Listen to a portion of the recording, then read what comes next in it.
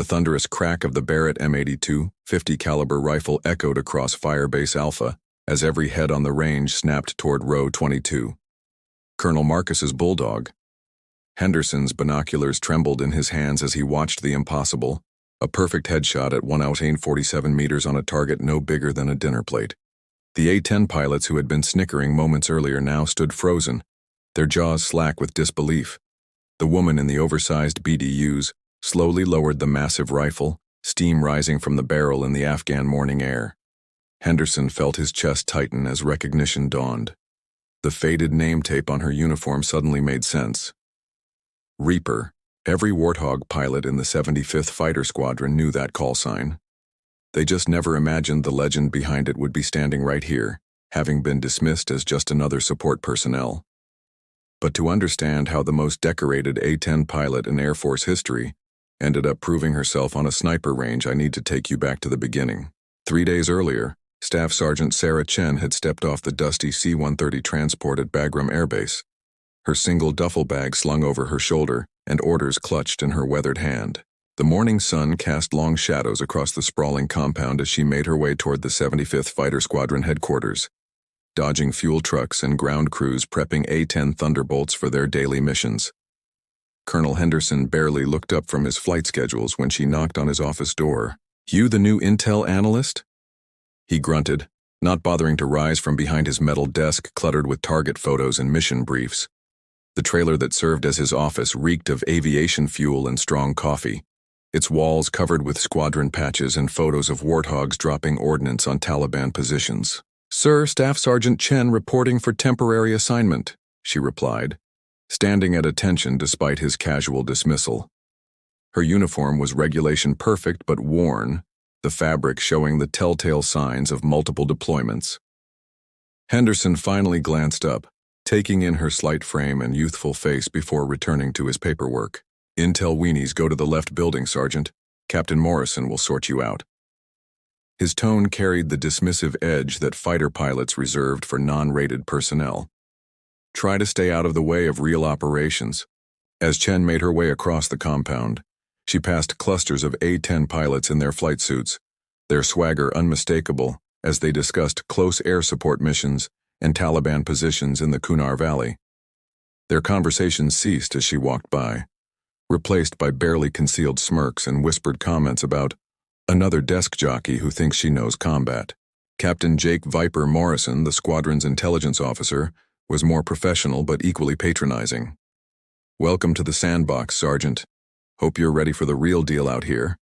He handed her a stack of target folders and pointed to a corner desk surrounded by filing cabinets. "Threat assessment reports are due every morning at 0600. Try to keep up." What none of them knew was that the faded ribbons on Chen's uniform told a different story.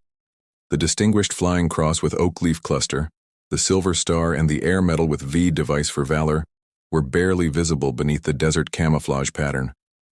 Her worn flight boots had walked the ramps of dozens of forward operating bases across 3 combat theaters.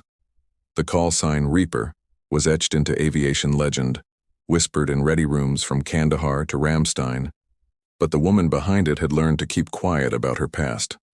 Over the next 2 days, Chen settled into the rhythm of intelligence work, producing detailed threat assessments and target packages with an efficiency that impressed even Captain Morrison. But it was the small things that began to catch attention. The way she instinctively ducked at the sound of incoming mortars during a rocket attack, how she could identify aircraft by engine sound alone, and her uncanny ability to predict Taliban movement patterns in the valleys below. Lieutenant Cowboy Davis, a young A-10 pilot on his first deployment, noticed her during the morning brief. While other intelligence personnel read from prepared scripts, Chen spoke with the confidence of someone who had flown these valleys, who understood the terrain, not from satellite photos, but from the cockpit of a Warthog doing 300 knots at 500 feet. Her tactical recommendations were precise, almost prescient. "How does she know so much about our tactics?" Davis whispered to his wingman during one brief. "Probably played a lot of flight simulator games," came the sarcastic reply, drawing quiet laughter from the other pilots. Colonel Henderson grew increasingly irritated by what he saw as Chen's overconfidence. During one particularly heated planning session, She had the audacity to suggest modifications to his attack profile for a suspected IED factory. "With respect, sir, that approach puts you in the envelope of those SA-7s we identified last week. A low-angle strafe from the northwest would—" "Sergeant?" Henderson cut her off, his voice sharp as a blade. "When I want tactical advice from a paper pusher, I'll ask for it. Stick to your computer screens and leave the flying to actual pilots." The room fell silent. Chen simply nodded and returned to her notes, but several pilots noticed the way her jaw tightened, the barely controlled flash in her eyes. Master Sergeant Rodriguez, the squadron's senior enlisted advisor, watched the exchange with growing suspicion. He'd seen that look before, in the eyes of warriors who had been pushed too far. That evening, Chen requested permission to qualify on the base firing range. "Need to maintain my marksmanship scores, sir," she explained to Henderson, who signed the authorization without looking up. It seemed harmless enough, just another support troop trying to look tactical. What Henderson didn't know was that Chen had spent hours studying the range layout, noting the extreme distance targets that even the base's designated marksmen rarely attempted. She had made a decision. If respect couldn't be earned through quiet competence, perhaps it was time for a more direct demonstration. The Barrett M82 50 caliber rifle in the arms room would serve her purposes perfectly. The morning of the third day, insurgent mortars began falling on Firebase Alpha, just as the A-10s were launching their first sorties. The attack was coordinated, precise. Someone had been watching their patterns. Colonel Henderson stood in the Tactical Operations Center, watching his aircraft scatter across the valley as emergency calls flooded the radio frequencies. "Groundhog 1-1 is taking fire from grid 314789, crackled over the comm. "Multiple RPGs need immediate support." Henderson grabbed the radio. "Warthog flight, we've got troops in contact northeast of your position." But as he tried to coordinate the response, confusion erupted. The grid coordinates weren't matching the terrain features, and precious seconds ticked away as pilots tried to locate the embattled ground unit. Chen appeared at his shoulder, her voice calm and urgent. "Sir, they're reading the wrong grid system. The Army unit is using the older datum. The actual position is 800 meters southeast of what they're calling." Henderson spun around, his face flushed with anger and stress. "I don't have time for your theories, Sergeant. Get back to your desk." But through the operations center window, they could all see the reality unfolding in the valley below. An A-10 was circling the wrong coordinates, its 30mm cannon silent while American soldiers fought for their lives less than a kilometer away. The pilot's frustrated voice filled the radio. "I don't see friendlies at this location. Cannot engage without positive identification."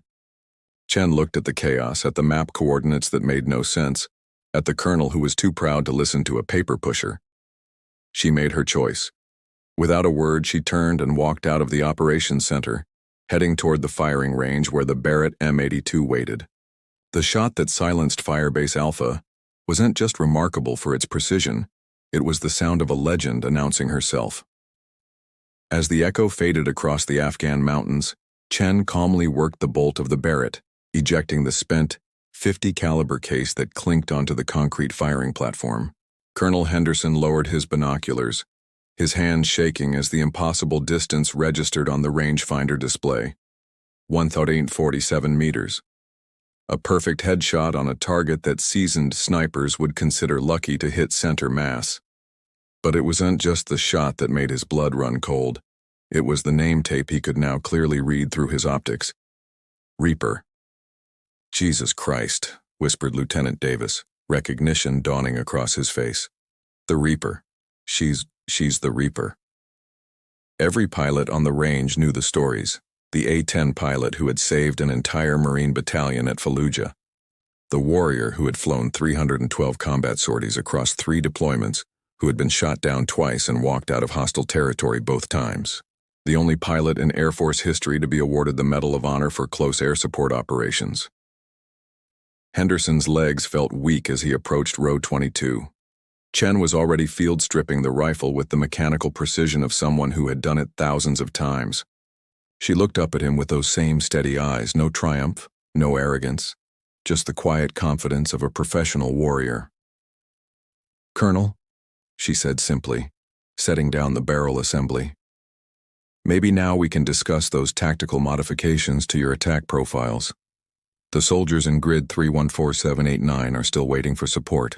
The silence stretched across the range as every A-10 pilot, every ground crew member, every Marine and soldier within earshot came to attention.